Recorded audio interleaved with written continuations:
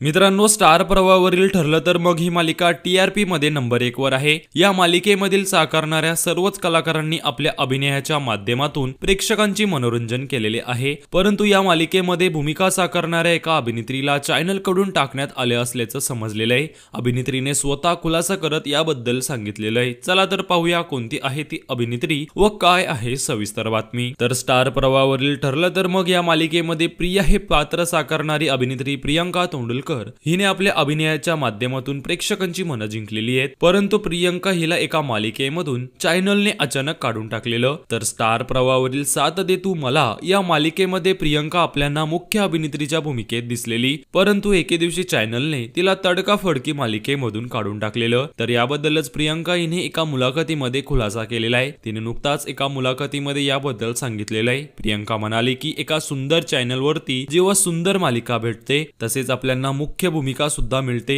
पण एके दिवशी चॅनल कडून आपल्याला तडकाफडकी काढून टाकण्यात येतो तेव्हा खूपच वाईट वाटलं। माझ्या परीने मी चांगलं काम केलं, या पलीकडे आपण काय करू शकतो, पण त्यानंतर मी सुद्धा सोडून दिलं कारण त्यांचाच कॉल आहे, त्यांचेच पैसे आहेत, त्यांना ज्यांना ठेवायचे ते ठेवतील। पण या संपूर्ण प्रकरणाचा माझ्या घरच्यांवरती खूपच वाईट परिणाम झालेला। एकांतरितच ठरलं तर मग या मालिकेमधली प्रियंका हिला साथ दे तू मला या मालिकेमधून स्टार प्रवाह या वाहिनीने काढलेलं व याबद्दलच तिने खुलासा करत सांगितलेलं आहे।